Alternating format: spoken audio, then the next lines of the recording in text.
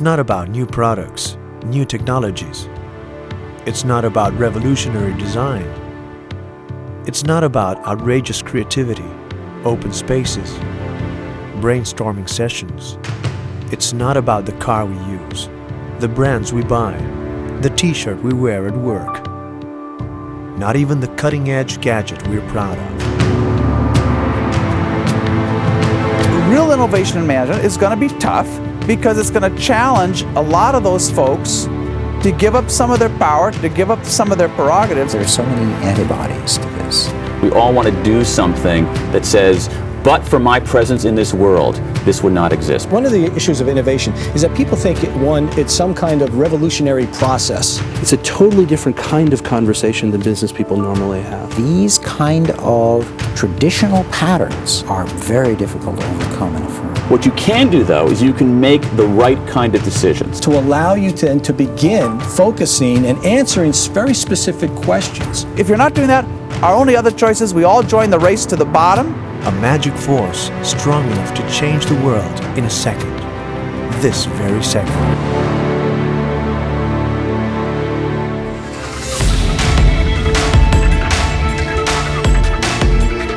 A sign of our fast and ever-changing times, or the coolest way to dress up the same old habits. Innovation, the contemporary flagship of world-class management, or the complex blend of action and distraction behind it.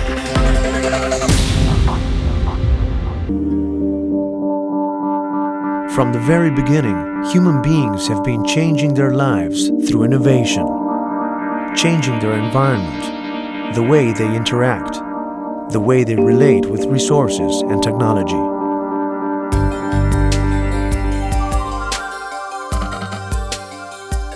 Paradoxically, today, we seem to believe that innovation as a process is far from our reach, an unattainable alchemy, the exclusive property of big companies who will magically deliver what we want while creating the breakthrough business models we should admire and emulate.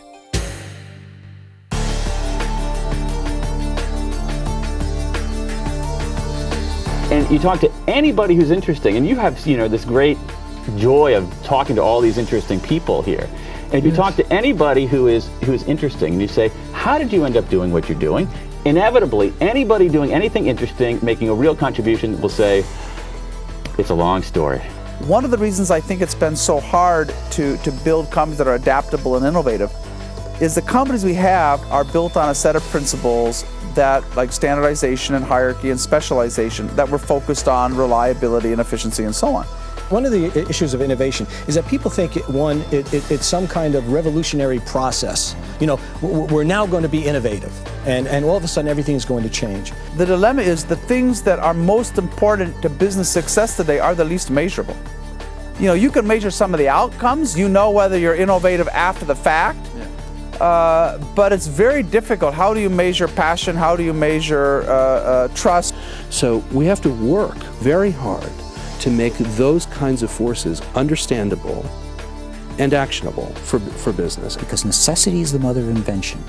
But we need some alternatives to those. I mean, we need to complement those with some that are focused more on adaptability and engagement and so on. So in understanding, how to do this, you have to go look at the things in our world that are highly engaging or highly innovative or highly adaptable. So we can honestly wonder where the boundaries of true innovation lie. Whether our generation, day after day, commonly regards it only as colorful makeup, astonishing technologies, crazy ideas coming out of creative labs, or hired isolated geniuses.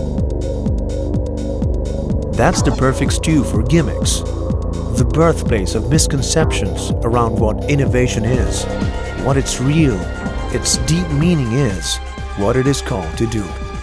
The reality is that most companies kind of take management mostly for granted and don't think about their management processes and systems as avenues for reinvention, don't think about management as something that could help them build a competitive advantage. Well, a big part is because that they solved the design piece of the equation, but they didn't solve the business model equation. Innovation is economics and talks about what enters the marketplace. Innovation is the creation of new forms of value in anticipation of future demand.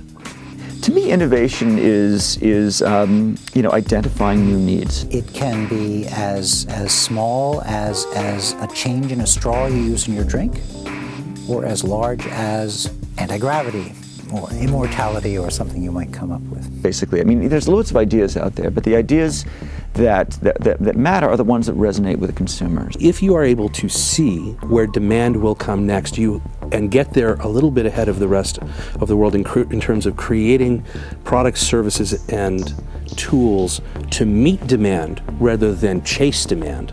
If you look at the structure of the modern firm, it's very much constructed to produce, basically to mass produce commodity physical goods. As you move up that chain of meaning, you must continually redouble your efforts. So they kind of tend to just go along incrementally changing things at the margin, but don't often step back and say, are there opportunities to really fundamentally reinvent the way we do the work of management?